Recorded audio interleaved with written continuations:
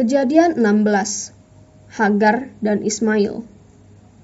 Adapun Sarai, istri Abram itu tidak beranak.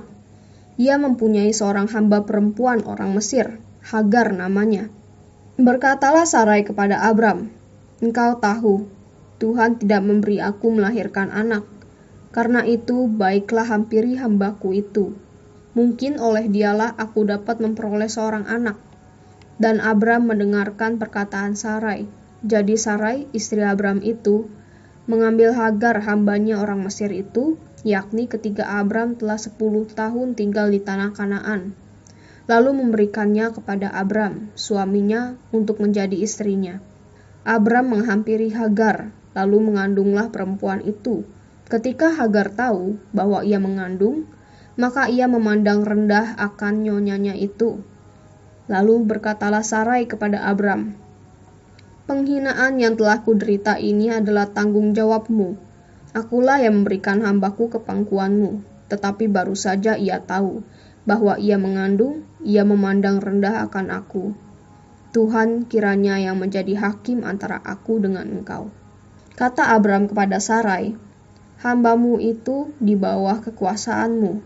Perbuatlah kepadanya apa yang kau pandang baik."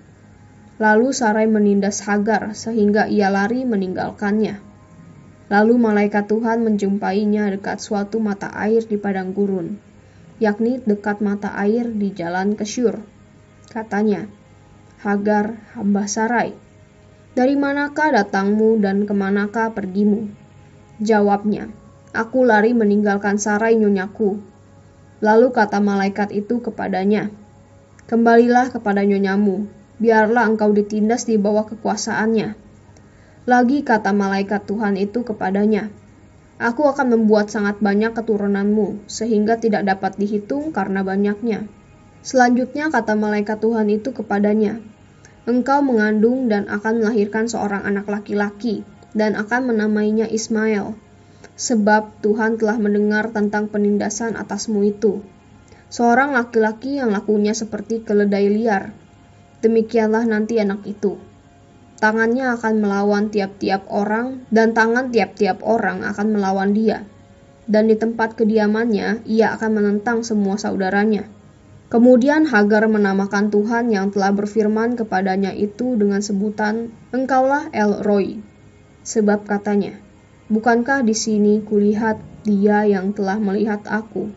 Sebab itu sumur tadi disebutkan orang sumur Lahai Roi. Letaknya antara Kadesh dan Beret.